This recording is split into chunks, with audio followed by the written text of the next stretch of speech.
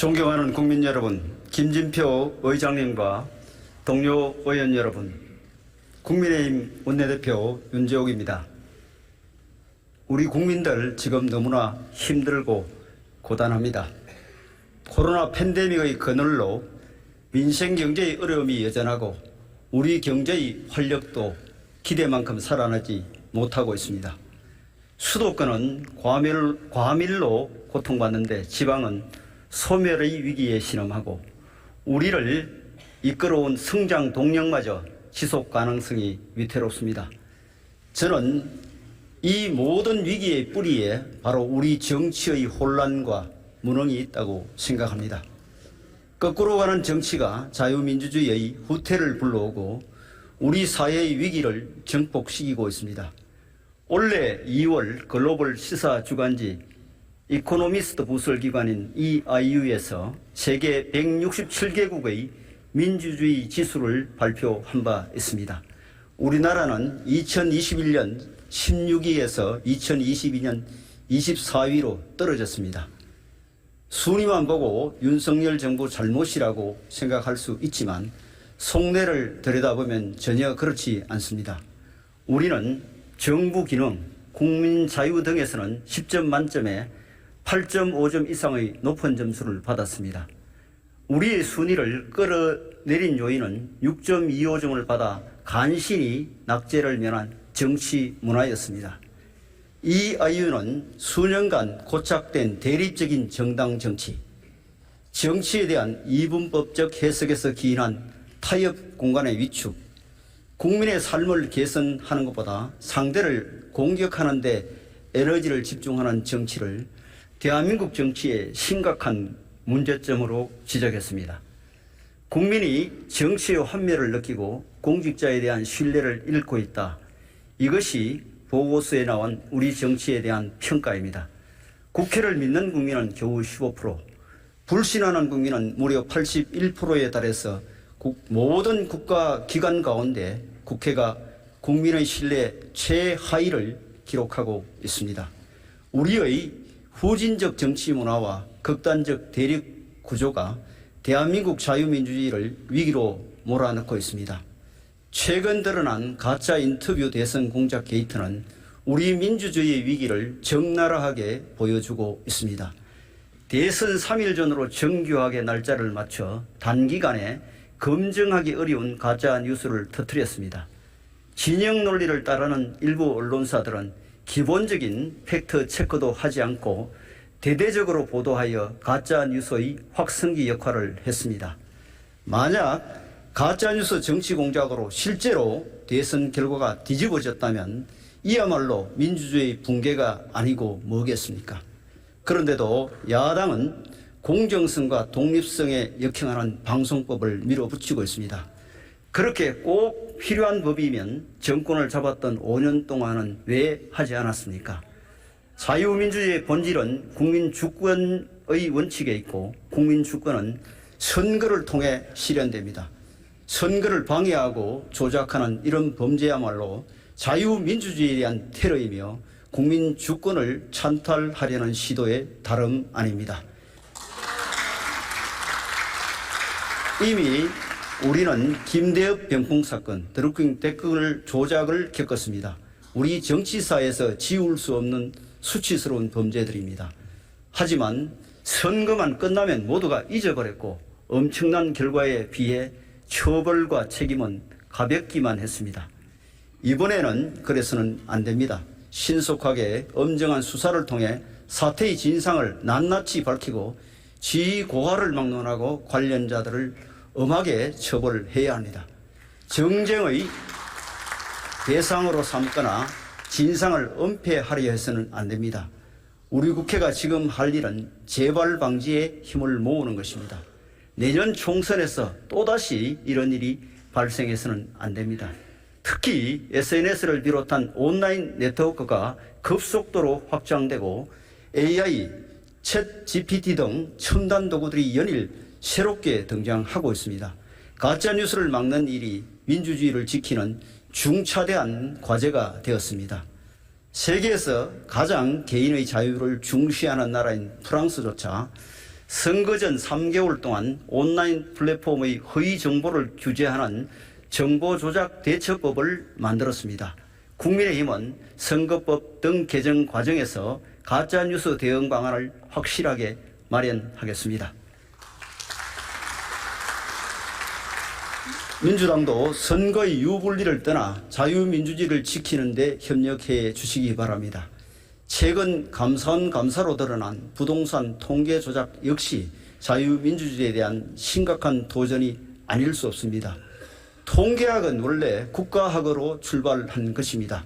그래서 국민의 삶을 숫자로 요약한 국가 통계는 국가의 근간, 곧 국기라고 할 수 있습니다. 그런 만큼 통계를 통해 정책의 오류가 발견되면 정책을 바로잡는 것이 정부의 당연한 책무입니다. 그런데 지난 정부는 정책을 고치는 대신 통계를 조작했습니다. 상상하기도 힘든 국기문란 행위입니다.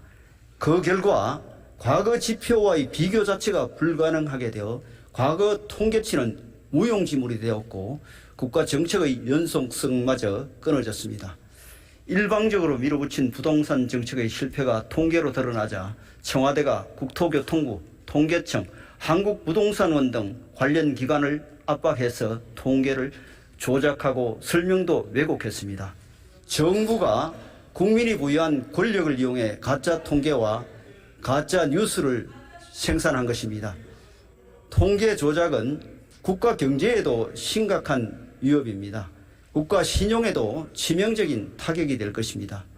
과거 그리스 정부는 재정적자 통계를 조작했다가 신용 등급 추락, 해외 자본 출수로 결국 국가 부도 사태를 맞았습니다. 명명백백하게 진실을 밝혀 관련자들을 엄단하는 것은 물론 다시는 정치 권력이 국가 통계에 손댈 수 없도록 해야 합니다. 이 문제 또한 정치적 유불리를 따질 사안이 아닙니다. 민주당의 적극적인 협력을 촉구합니다. 저는 극렬 지지층에 기댄 팬덤 정치와 이로 인한 극단적 대결 구도가 민주주의 붕괴의 기저에 있다고 생각합니다. 내 편, 내 진영만 만족시키면 되는 팬덤 정치에는 합리적 대화와 타협이 들어설 공간이 없습니다. 반대를 위한 반대가 일상이 되고 다수당 입법 폭주가 다반사가 됩니다. 합리적 목소리를 내는 국회의원에게 공천 탈락을 협박하고 각종 위협을 가하는 문자 폭탄과 18원 후원금이 쏟아집니다. 목소리가 큰 극렬 소수가 정당의 정상적 의사결정까지 흔들고 있습니다. 급기야 국회 경내에서 사회소동이 발생하고 경찰이 흉기에 찔리는 유혈 사태까지 빚어졌습니다. 이대로 가면 머지않아 우리 의회 민주주의는 종언을 고하고 말 것입니다.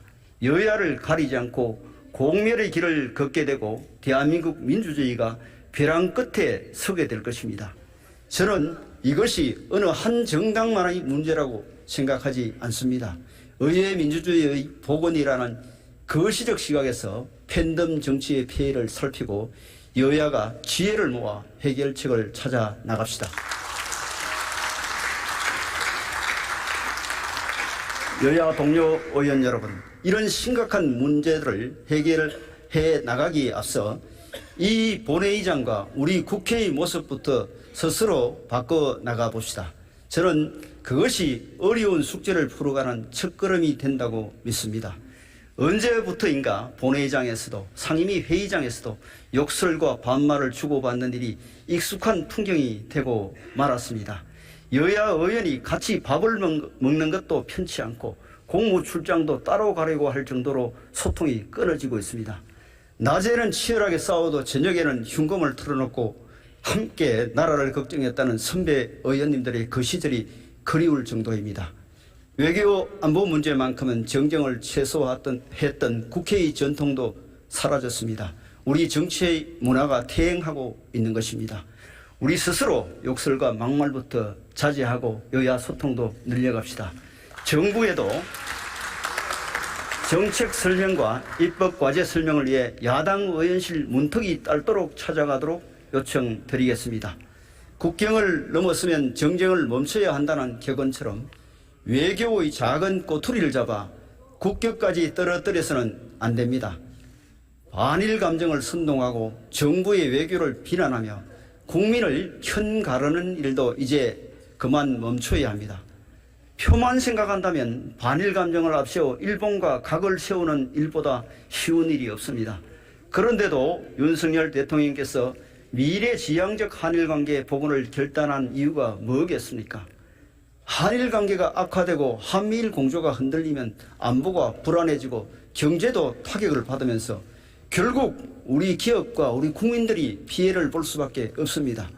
이제부터라도 우리 국회의 정치 문화를 바꿔봅시다. 우리 여야 국회의원 모두가 국민과 나라를 위해 힘을 합치고 우리 앞의 도전에 맞서 협치의 지혜를 발휘합시다.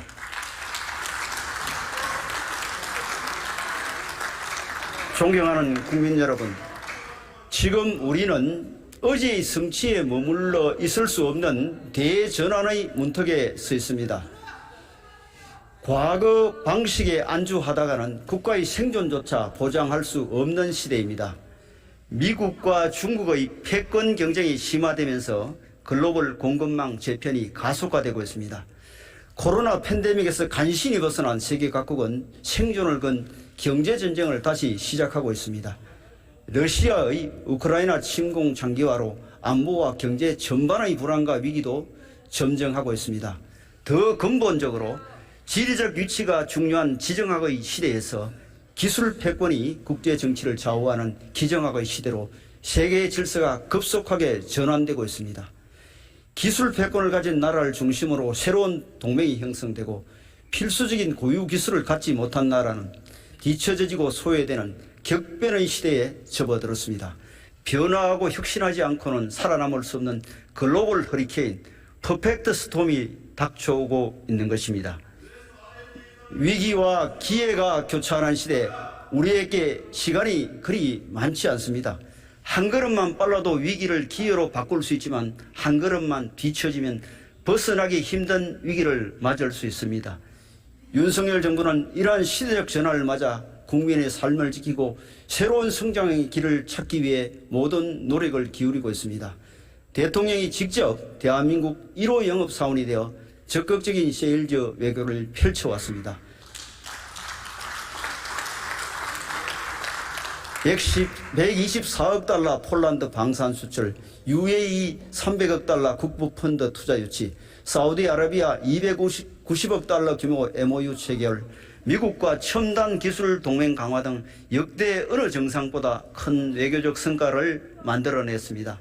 수출 규제를 풀고 화이트 리스트를 보관하여 기업 경쟁력을 키웠고 법인세 부담 완화, 국가 전략기술 세액 공제 등 세계 최고 수준의 투자 지원 방안도 펼쳐가고 있습니다.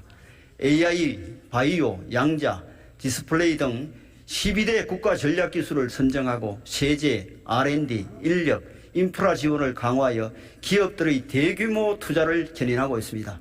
300조 원 규모의 세계 최대 첨단 시스템 반도체 클러스터 등 전국에 15개 첨단 산업단지를 조성하여 반도체, 디스플레이, 2차 전지, 바이오, 미래차, 로봇 등 6대 첨단 산업에 550조 원의 기업 투자를 이끌어낼 계획입니다. 또한 100만 디지털 인재 등 핵심 인력 육성 방안을 마련하여 청년들에게 새로운 도전의 기회를 제공하고 있습니다. 원전 생태계도 차근차근 정상화시켜 나가고 있습니다.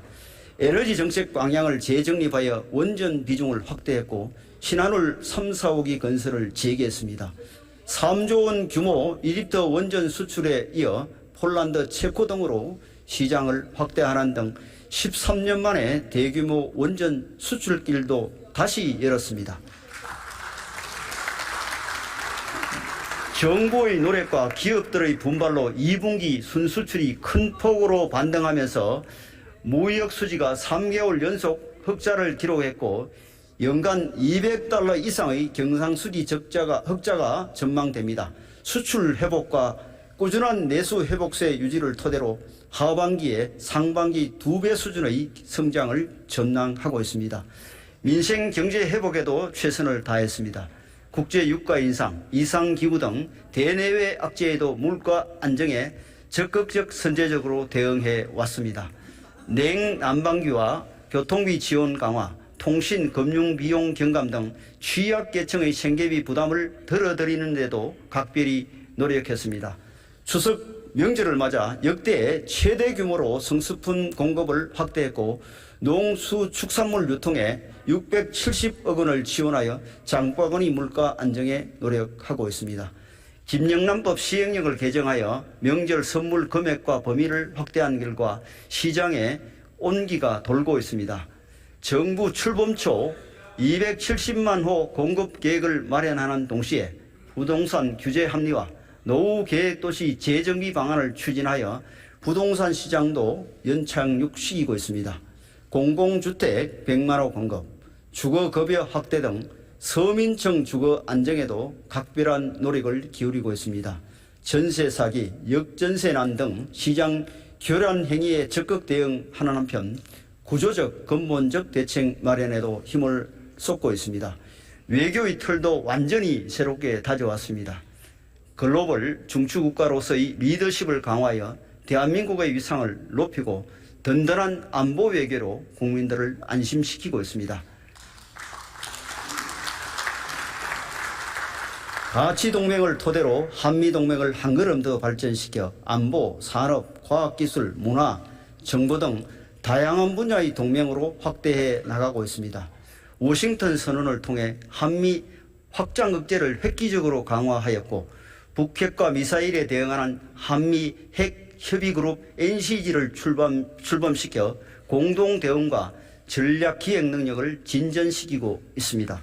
보다 강력해진 한미동맹을 토대로 대북 억제, 경제안보, 인태지역 협력을 위한 한미일 공조도 강화해 나가고 있습니다.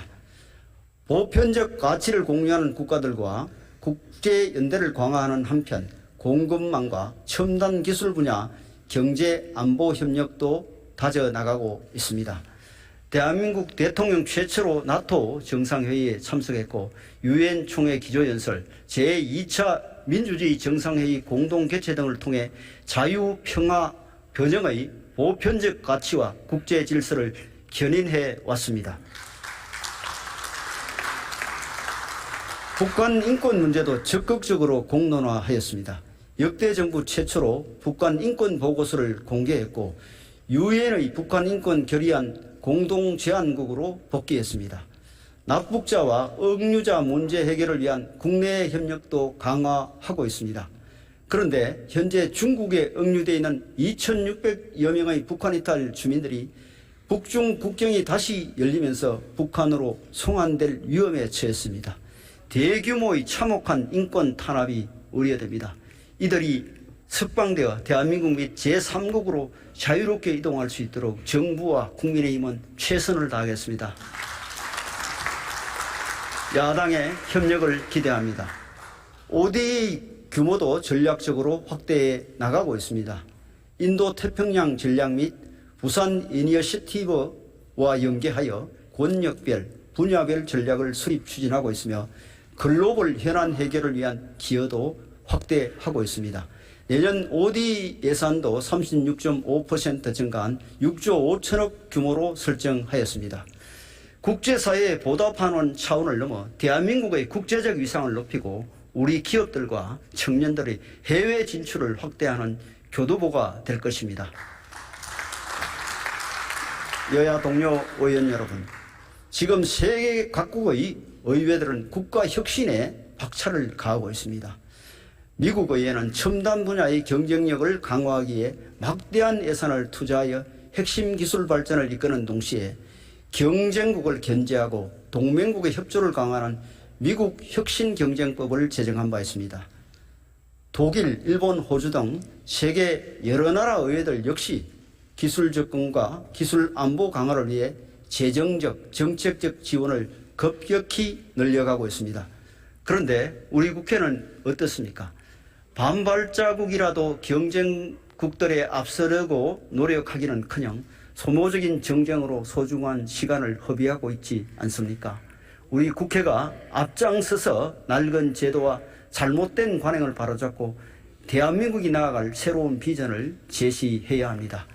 이번 21대 마지막 정기국회라도 정책으로 경쟁하며 비전을 만드는 국회로 완전히 탈바꿈해 봅시다. 첫째, 사회적 약자 지원. 둘째, 인구 위기 극복. 셋째, 기업과 경제의 활력 제고. 넷째, 좋은 일자리 창출. 다섯째, 부동산 시장 안정. 여섯째, 기후변화 대응. 일곱째, 국민 안전. 마지막으로 지방 살리기와 균형 발전. 이러한 민생 8대 과제를 두고 누가 더 잘하나 경쟁을 해봅시다. 첫째, 사회적 약자를 지원하는 방안입니다. 그동안 민주당은 보편복지를 주장해 왔지만 정부와 국민의힘은 약자 복지를 핵심으로 하고 있습니다. 민주당 정부는 가장 어려운 분들을 지원하는 생계개발을 5년 통틀어 겨우 20만 원 인상했습니다. 윤석열 정부는 내년 한 해만 13.16% 21만 3천 원을 올릴 계획입니다. 지난 정부에서 한 번도 늘리지 않은 생계급여 지원 대상도 내년에 10만 명이 늘어납니다. 이런 세계 복지사업의 기준이 되는 2024년 기준중위소득도 역대 최고인 6.09%를 인상하였습니다. 보편복지와 약자복지 가운데 어느 쪽이 진정으로 사회적 약자를 지원하는 정책입니까? 선거를 앞두고 돈 풀고 싶은 정치복지의 유혹, 지금 정부와 여당도 다르지 않습니다. 하지만 표를 손해보더라도 진짜 사회적 약자를 돕겠다는 것입니다. 민주당도 포퓰리즘의 유혹을 버리고 힘을 모아주시기 바랍니다. 둘째, 역대 정부에서 오랜 기간 막대한 예산을 투입했음에도 인구 절벽의 위기에서 벗어나지 못하고 있습니다. 이 부처 저 부처의 정책과 예산이 분산되면서 정책의 실효성이 떨어지고 백약이 무효인 상황이 계속되고 있습니다.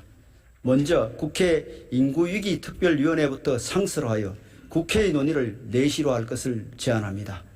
인구 정책을 책임지고 총괄할 새로운 컨트롤 타워를 창설하는 문제도 여야정이 함께 고민해 봅시다. 셋째, 기업과 경제의 활력을 높이는 방안도 지혜를 모아봅시다. 정부와 국민의힘은 기업 투자를 가로막는 화평법, 화관법, 외국인 교용 규제 등 킬러 규제 15개 분야를 선정하여 최우선 개선 과제로 추진하고 있습니다. 유통산업발전법과 생활물류법 등 경제 활성화 규제 혁신 법안 24건과 소상공인 채무 감면을 규정하는 소상공인법 등 민생 규제 혁신 법안 6건, 그리고 50인 이하 사업장 중대재해법 2년 외에도 이번 정기국회 통과를 목표로 노력하고 있습니다. 세제 정상화도 지속적으로 추진해 나가겠습니다. 그런데 민주당은 규제 혁신을 대기업 특혜, 세제 정상화는 부자 감세라는 주장을 반복하고 있습니다.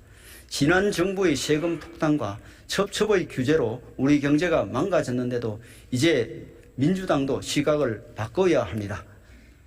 이런 과제들을 처리할 규제개혁 여야정 협의체 구성을 제안합니다. 넷째, 청년 일자리를 비롯하여 좋은 일자리를 늘리는 최선의 방안은 결국 기업이 일자리를 만들 수 있도록 하는 것입니다. 지난 정부가 세금으로 만든 일자리는 분식 효과만 있을 뿐 일자리의 품질이 낮고 지속성도 없었습니다. 경제 체질을 시장 중심, 민간 주도로 바꿔 민간에서 양질의 일자리가 창출되도록 만들어 가겠습니다. 실효성 높은 청년 일자리 지원을 위해 청년희망업 패키지 사업과 맞춤형 고용 서비스 확대를 추진하고 첨단 산업 중심 청년 창업 지원과 글로벌 창업 지원도 강화하겠습니다. 청년 지원 예산을 올해 12조 원에서 내년 14조 6천억으로 늘렸고 꼭 필요한 곳에 꼭 필요한 지원이 이루어지도록 설계했습니다. 다섯째, 부동산 시장 안정에도 여야가 힘을 모읍시다. 그동안 규제 개선, 공급 확대 등 주택가격 안정에 주력한 결과 부동산이 점차 안정화되어 가고 있습니다. 앞으로 깡통 전세 피해자 지원과 임대시장 교란행위 원천 차단, 질 좋은 서민 주거 제공 등을 위해 가장 좋은 대안을 만들어 봅시다. 여섯째, 기후변화 대응에도 정책 경쟁을 통해 지혜를 모아 봅시다. 탄소 중립은 우리에게 힘든 도전이면서 퀀텀 점퍼의 기회이기도 합니다. 2030 NDC 및 2050 탄소 중립 실현은 분명 상당한 부담이지만 민간 주도의 기술 혁신을 잘 이루어간다면 미래 신성장 동력 확충의 새로운 기회로 만들 수 있습니다. 정부와 국민의힘은 한국형 탄소 중립 100대 혁신 기술을 선정하여 전략적 투자를 펼쳐가고 있습니다. 2030년까지 기후테크 산업에 145조 원 규모의 투자와 R&D 지원으로 유니콘 기업 10개를 육성하고 관련 분야 수출 지원을 통해 100조 원 수출을 달성할 계획입니다. 탄소 중립과 관련하여 원전 문제를 이야기하지 않을 수 없습니다. 올여름 무더위가 극심했지만 정전 사태는 물론 전력 수급 위기도 없었습니다. 원전 가동률을 높인 결과입니다. 우리가 탄소 중립 목표를 달성하기 위해서라도 탈탄소 에너지원인 원전의 비중을 높일 수밖에 없습니다. 미국과 EU도 원전을 탄소 중립 이행 수단으로 인정하고 있습니다. 기존 원전을 계속 운영하면서 신규 대형 원전을 건설해서 원전 생태계를 복원하는 것은 물론이고 SMR 건설 등 미래 원전의 길도 열어야 합니다. 사용 후 핵연료의 영구 저장 시설을 건설하기 위해 고준위 방사성 폐기물법도 하루속히 통과시켜야 합니다. 윤석열 정부는 원전 비중을 늘려 나가면서도 합리적인 신재생에너지 보급 확대를 위해 균형 잡힌 에너지 믹스를 추구하고 있습니다. 이념이나 정치적 논리로 무조건 반대만 할 것이 아니라 지혜를 모아 정부 정책의 부족한 부분을 채워 나갑시다. 7번째, 국민 여러분께서 마음 놓고 생활을 할 수 있도록 보다 안전한 나라를 만드는 일에 지혜를 모읍시다. 묻지마 범죄, 마약, 자살 이 세 가지는 우리가 하루속히 풀어가야 할 우리 사회의 3대 병리 현상입니다. 가석방 없는 무기형 등 강력범죄 처벌 강화도 필요하고 피해자 인권 보호와 피해자 회복 지원도 확대해 나가야 합니다. 하지만 처벌, 단속, 질서 유지 차원에서 머물러서는 일시적으로 문제를 누를 수는 있어도 이러한 사회 병리 현상을 근본적으로 해결할 수 없습니다. 사회 발전 속도에 맞춰 보호와 치료 차원으로 접근할 필요가 있습니다. 범죄의 근원을 해결해 나갈 수 있도록 선진국 수준의 사회 병리 현상 대응 체계 구축 방안을 국민의힘이 선제적으로 마련하겠습니다. 우리나라 전체 자살률이 OECD 국가들 가운데 가장 높고 청소년 자살률이 국가 평균의 1.8배에 달하지만 우리의 대응은 상당히 미흡합니다. 자살 예방을 위해 미국 뉴욕주는 인구 1인당 예산 20만 원을 쓰고 일본도 5만 3천 원 수준인데 우리는 전 부처를 통틀어 491억 원, 1인당 875원에 불과합니다. 생명 존중 차원에서 예산을 대폭 늘리고 보다 체계적인 자살 예방 대책을 추진할 수 있도록 여야가 머리를 맞대고 함께 대안을 만들어 봅시다. 또 우리 사회를 안전하고 건강하게 만들기 위해 봉사하고 계신 자율방범대, 의용소방대, 모범운전자 등 자원봉사 조직이 있습니다. 이분들께 최소한의 기본적인 지원이라도 해드릴 수 있도록 내년 예산 반영에 여야가 힘을 모읍시다. 9.19 남북 군사 합의를 한 지 5년이 지났지만 합의서는 우리만 지키는 반쪽짜리 합의가 되었고 핵과 미사일 등 북한의 군사적 위협은 오히려 늘었습니다. 정부와 국민의힘은 비대칭 전력 및 삼축 체계를 강화하고 병영 환경 개선 등을 통해 우리 군의 사기를 높여 튼튼한 국방, 안심할 수 있는 나라를 만들겠습니다.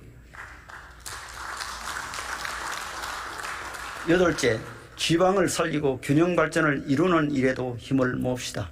지난주 지방시대 선포식이 있었습니다. 지역의 기업 유치를 위한 세제 지원, 정주 여건 개선, 토지 규제 권한의 이양을 과감하게 추진할 것을 국민께 약속했습니다.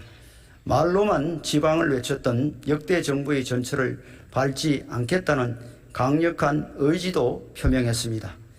정부와 국민의힘은 5대 전략 및 9대 정책을 토대로 진정한 지방 시대를 열어나갈 것입니다.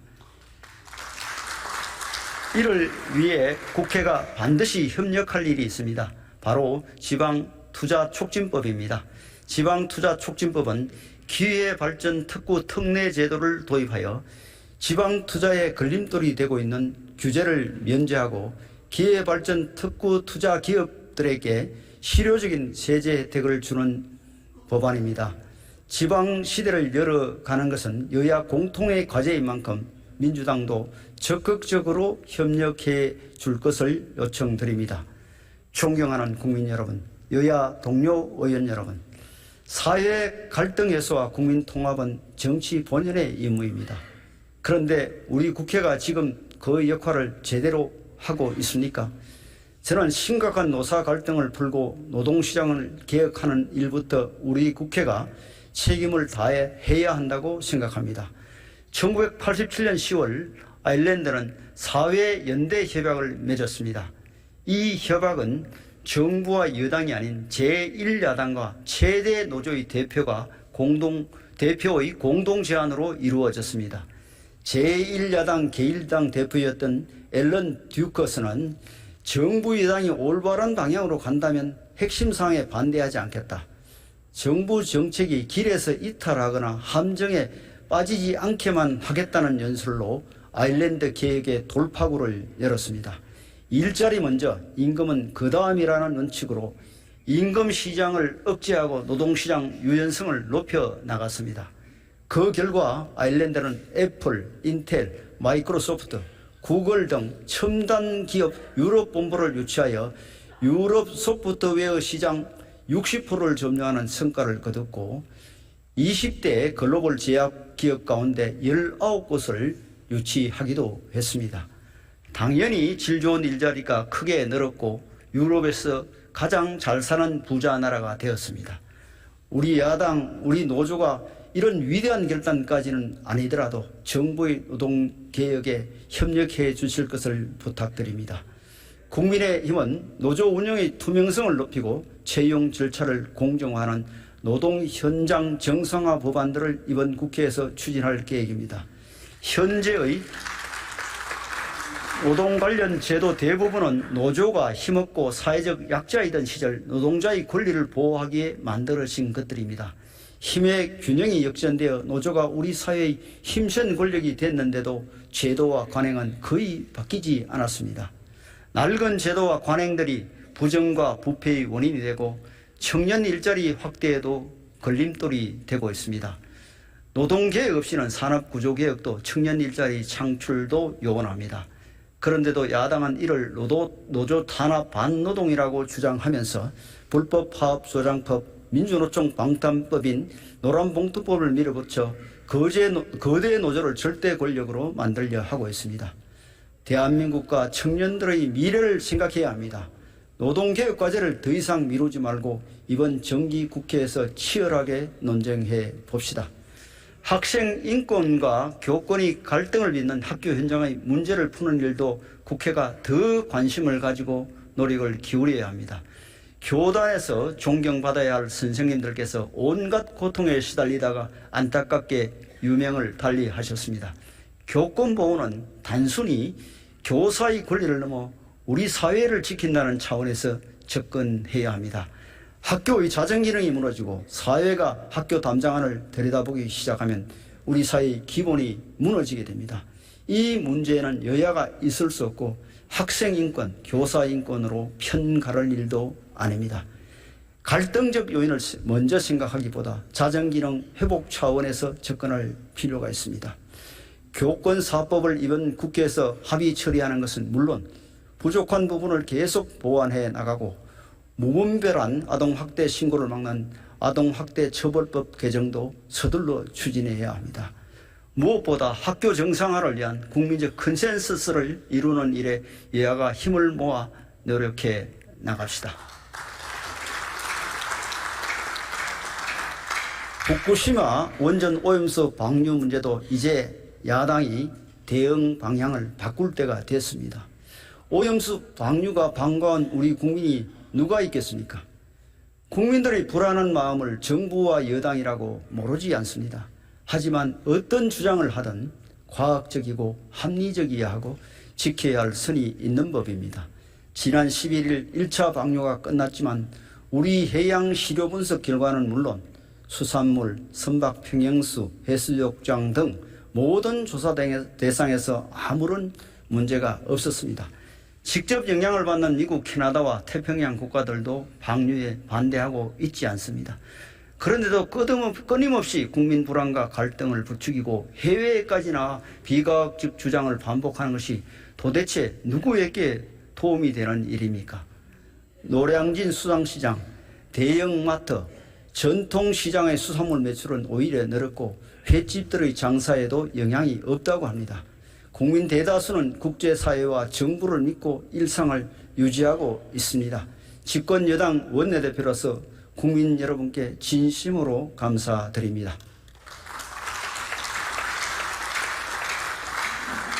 정부와 국민의힘은 IAEA, 미국, 캐나다 등 관련국들과 방류 상황을 지속 점검하고 해양 생태계 보존에 최선을 다할 것입니다. 조금이라도 약속을 어기거나 기준을 초과하는 결과가 나올 경우 즉각 방류 중단을 강력하게 요구할 것입니다. 앞으로도 후쿠시마산 수산물 수입은 결코 없을 것입니다. 지금 국회가 해야 할 일은 왜곡과 선동이 아니라 여야가 협력하여 일본이 약속을 잘 지키는지 꼼꼼하게 감시하면서 어민들과 소상공인들의 피해를 막고 지원하는 일입니다. 여야 의원 여러분, 이제 우리 미래를 생각하는 정치를 합시다. 대한민국이 계속 번영해 나가고 청년들이 꿈을 이루어 살아가도록 우리 정치가 앞장서서 노력해야 합니다. 우리 국회가 정말 대한민국의 미래를 걱정한다면 재정 준칙부터 마련해야 합니다. 지난 정부가 코로나 팬데믹 등을 이유로 재정을 계속 확정한 결과 국가 부채 비율이 50%에 달하고 국가 채무는 400조 원 이상 늘었습니다. 민생과 무관한 정치적 보조금에 많은 예산이 투입되기도 했고 제대로 효과를 거두지 못하고 정발된 예산도 적지 않았습니다. 대한민국의 지속 가능한 경쟁력 강화를 위해 그리고 미래 세대에게 무거운 짐을 떠넘기지 않기 위해 이번 정기국회에서 재정준칙을 꼭 제정합시다. 우주 개발을 향한 발걸음도 재촉해야 합니다. 작년 우주 발사체 누리호와 달 탐사선 다누리 발사에 연이어 성공하며 우리는 세계 7위권 우주 강국으로 발돋움했습니다. 이러한 성과를 미래로 이어가고 우주 개발 역량을 강화하려면 하루속히 한국판 나사인 우주항공청을 설립해야 합니다. 정쟁의 포로가 되어 있는 우주항공청 설립 법안이 통과될 수 있도록 민주당의 협조를 간곡히 촉구합니다. 국민 건강권 차원에서 먹는 물 문제도 개선해 나갔으면 합니다. 그동안 공항, 철도, 도로 같은 SOC에는 막대한 투자를 했지만 국민 건강 SOC인 먹는 물에 대한 투자는 부족했습니다. 10년 내에 수돗물을 안심하고 마실 수 있도록 상수원 개발 및 보전, 노후 상수도 개선 등 종합적인 먹는 물 개선 방안을 마련해 봅시다. 교육계획에도 박차를 가합시다. 정부와 국민의힘은 국가가 책임지는 교육과 돌봄을 강화하고 디지털 교육 혁신을 이뤄내며 대학개혁을 완수하는 교육개혁 3대 과제에 최선을 다하고 있습니다. 이를 위해 단계적 유보 통합을 추진해 나가고 있으며 초등 늘봄학교 운영을 확대하고 있습니다. 초중등 정보교육 확대 및 AI 디지털 교과서 도입, 디지털 교육반 구축과 교원 역량 강화 지원 등 디지털 교육 혁신도 체계적으로 추진하고 있습니다. 대학이 스스로 혁신하여 지방 혁신의 견인차가 될 수 있도록 지역 혁신 중심 대학 지원 체계 구축, 글로컬 대학 지정 등 우수한 대학이 지역 발전의 허브가 되도록 육성해 갈 것입니다. 미래 세대를 위한 연금 개혁도 더 이상 늦출 수 없습니다. 우리 미래 세대가 노후에 안정적인 소득을 보장받도록 하려면 지금부터 연금 개혁에 착수해야 합니다. 정부는 다음 달 국민연금 종합운영계획안을 국회에 보고할 계획입니다. 세대 간, 계층 간 이견이 크고 긴 논의의 시간이 필요할 것입니다. 국회가 갈등을 증폭시키지 않고 사회적 합의를 이끌어 갈 수 있도록 민주당의 대성적 협력을 기대합니다. 여야 의원 여러분, 국회의원 특검 포기에 대한 국민적 여론을 여러분도 잘 아실 겁니다. 저는 의정활동을 희화화하고 국회를 국민의 조롱거리로 만드는 제19 감사기부터 과감하게 포기해야 한다고 생각합니다. 일반 공직자들이 잘못을 저지르면 이에 상응하는 책임을 지는데 국회의원들은 아무리 국민 눈높이에 맞지 않은 언행을 해도 사실상 제재를 받지 않고 있습니다. 여야 가리지 않고 신상 필벌부터 엄격히 하는 것이 국회의원 특검 포기의 첫걸음이라고 생각합니다. 국회의원의 잘못을 제대로 징계할 수 있도록 국회 윤리특위 운영 개선 TF 구성을 민주당에 제안합니다. 해야 할 일을 하지 않는 것도 국회의 잘못된 특권입니다. 공직자들이 맡겨진 업무를 하지 않으면 징계와 처벌을 받습니다. 그런데 지금 우리 국회에서는 위헌 판결을 받은 법안이 22건, 헌법 불합치 판결을 받은 법안 20건, 총 42건의 법률들이 길게는 30년 가까이 방치되어 있습니다. 북한 인권법에 따라 만들어야 하는 북한인권재단은 7년째 이사 추천을 미룸으로 인해서 출범조차 하지 못하고 있습니다. 국회의 직무유기를 지금이라도 바로잡아야 합니다. 국회의 입법 품질도 높여야 합니다. 법안 발의 횟수, 출석률과 같은 양적 평가에만 치중하다 보니 많은 국회의원들이 시험 문제 풀듯 의정활동을 하고 있습니다. 어렵고 풀기 있는 문제들은 뒤로 미루거나 아예 포기해버리고 빨리 풀 수 있는 쉬운 문제들만 집중하는 것입니다. 국민들 삶과 직결된 크고 심각한 법안들을 통과시키기 위해 오랫동안 매달리는 모습을 찾아보기 어렵습니다. 통과 여부는 신경 쓰지 않고 법안 발의 숫자만 늘려서 국회가 입법 공장이냐는 비판까지 나오고 있습니다. 의원 입법도 정부 제출 법안과 같이 사전에 규제 영향을 분석하는 의원 입법 영향 분석 제도를 도입할 필요가 있습니다. 이미 이런 내용을 담은 국회법 개정안을 발의해 놓았습니다. 21대 국회에서 통과될 수 있도록 여야가 머리를 맞대기를 기대합니다. 선거법 개정도 서둘러야 합니다. 현행 선거법의 문제점은 이미 다 드러나 있습니다. 여야의 유불리를 걷어내고 국민 누구나 쉽게 이해할 수 있는, 그리고 민의가 왜곡되지 않고 제대로 반영되는 국민 눈높이에 맞는 선거법을 만들어 봅시다. 존경하는 국민 여러분, 스포츠 경기를 보면 국민들이 박수와 환호를 보내는 이유는 상대 선수를 존중하고 규칙을 지키며 정정당당하게 실력을 겨뤄서 그 결과가 감동을 주기 때문입니다. 지금 국회는 상대에 대한 존중도 없고 번번이 규칙을 깨트리며 정책을 겨루기보다 서로를 깎아내리기 바쁩니다. 상대를 공격할 때도 과학과 통계와 사실에서 벗어나지 않아야 하고, 지지층의 요구에 따르더라도 생각이 다른 국민의 시각을 함께 고려해야 합니다. 인기 정책을 펴더라도 미래 세대의 자원만큼은 보존해야 합니다. 다수의 힘으로 밀어붙이는 입법 폭주, 정쟁 유발용 탄핵, 특검, 국정조사와 같은 극단적 정치 행위들, 당장은 지지층의 눈길을 끌지 몰라도 결국 우리 의회 민주주의를 망가뜨리는 것입니다. 선을 지키는 정책 대결이 필요합니다. 우리 국민의힘과 민주당 서로 바라보는 방향이 다른 게 사실입니다. 지향하는 정책의 차이가 작지 않고 경제, 민생, 외교, 안보를 바라보는 시각의 차이도 큽니다. 하지만 정치는 결국 국민과 나라를 생각하면서 대화와 타협을 통해 합의를 이루어가는 일입니다. 여당과 야당이 서로 다른 정책을 갖고 경쟁하면서도 국민과 나라를 위해 일한다는 공동의 목표만큼은 잊지 않기를, 그리고 대화와 타협의 노력을 멈추지 않기를 진심으로 바랍니다. 21대 국회 마지막 정기국회, 단 한 건의 민생 법안이라도 더 통과시키고 예산안도 기한 내에 반드시 통과시킵시다. 국민들에게 새로운 희망과 삶의 용기를 되찾아 드립시다. 국민의힘은 국민과 함께 더 나은 미래로 나아가겠습니다. 격변의 대전환기, 우리 대한민국이 번영과 행복의 새 시대로 힘차게 나아갈 수 있도록 국민의힘이 맨 앞에 서서 뛰겠습니다. 민생부터 민생까지 국민의힘이 국민의 삶을 책임지겠습니다. 경청해 주셔서 감사합니다.